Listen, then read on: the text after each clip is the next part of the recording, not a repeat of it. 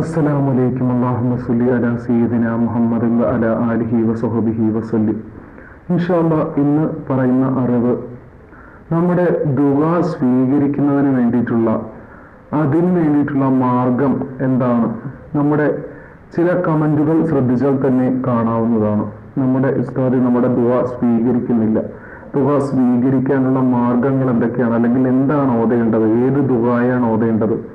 ഇൻഷാ അല്ലാഹ് ആദ്യം തന്നെ നമ്മുടെ ദുആ സ്വീകരിക്കുവാൻ വേണ്ടിയിട്ട് നിങ്ങൾ ചെയ്യേണ്ടത് 5 നേരത്തെ ഫർദ് നമസ്കാരം കൃത്യമായിട്ട് നിർവഹിക്കുക എന്നതാണ്.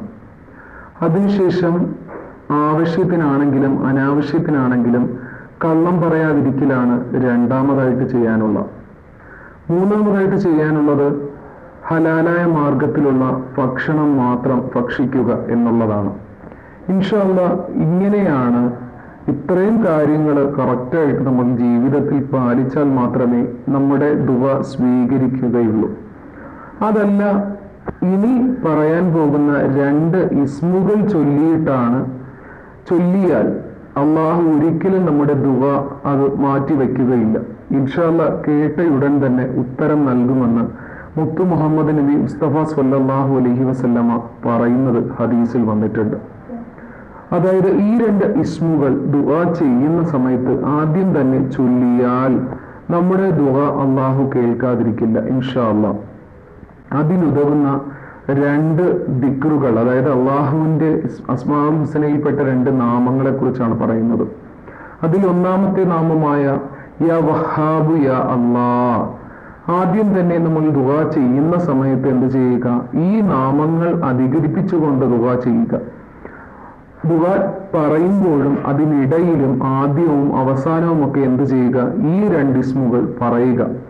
അടുത്തതായി ഏതാണ്? യാ ഗഫൂറു യാ അല്ലാഹ് എന്ന ഇസ്മാണ് രണ്ടാമതായിട്ട് ചൊല്ലേണ്ടത്. ഈ 2 ഇസ്മുകളും ചൊല്ലി ഇടയിലും മുൻപിലും പുറകിലുമായിട്ട് ചൊല്ലുകയാണെങ്കിൽ ഇൻഷാ അല്ലാഹ് നമ്മുടെ ദുആ സ്വീകരിക്കും ഇൻഷാ അല്ലാഹ്.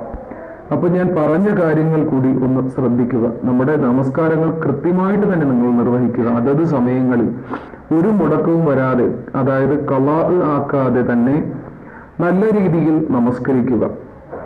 ഇൻഷാ അല്ലാഹ് ഈ 2 ദിക്റുകളും ചൊല്ലി ദുആ ചെയ്യുകയാണെങ്കിൽ അള്ളാഹു ഒരിക്കലും എന്ത് ചെയ്യില്ല? നമ്മുടെ ദുആ ഒരിക്കലും സ്വീകരിക്കാതിരിക്കുകയില്ല. ഇൻഷാ അല്ലാഹ് അതിന് ഉത്തരം നൽകുക തന്നെ ചെയ്യും പടച്ചവൻ. നമ്മൾ എന്ത് ചെയ്യുക?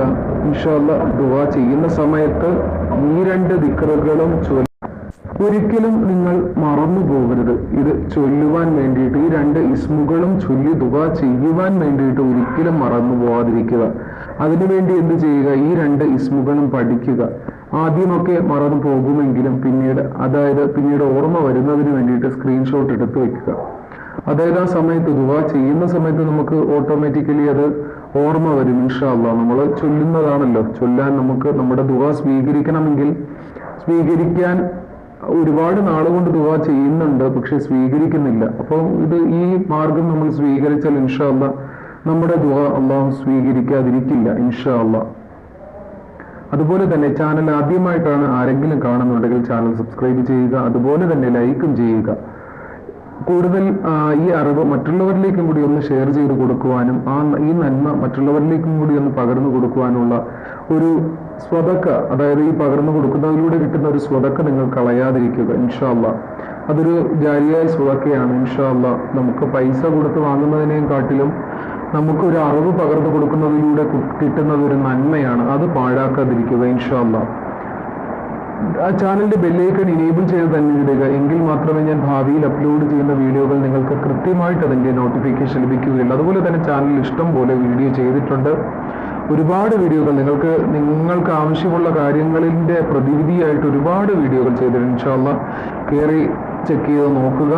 താല്പര്യമാണെന്നുണ്ടെങ്കിൽ കാണുക. പഠിക്കാൻ ആഗ്രഹമുണ്ടെങ്കിൽ അത് നോക്കുക. അതുപോലെ തന്നെ അടുത്തതായിട്ട് പറയേണ്ട കാര്യം, മുഹമ്മദ് നബി സല്ലല്ലാഹു അലൈഹി വസല്ലമയുടെ പേരിലുള്ള സ്വലാത്തുകൾ നിങ്ങൾ മറന്നു പോകാതിരിക്കുക, വർദ്ധിപ്പിക്കുക. ഇൻഷാ അല്ലാഹ് സ്വലാത്തുകൾ വർദ്ധിപ്പിക്കുക, അത് മറന്നു പോകാതിരിക്കുക. എല്ലാവരും ഒരു ദിവസവും 10 സ്വലാത്ത്, കഴിയുമെങ്കിൽ ഒരു 100 സ്വലാത്ത് വെച്ച് ചൊല്ലുക. ഇൻഷാ അല്ലാഹ് നമ്മുടെ ജീവിതത്തിലെ മിക്ക പ്രശ്നങ്ങൾക്കും പരിഹാരമാണ് സ്വലാത്ത്. ഇൻഷാ അല്ലാഹ് ഇതെല്ലാം പറഞ്ഞത് മനസ്സിലായി കാണുമെന്ന് വിശ്വസിക്കുന്നു. അസ്സലാമു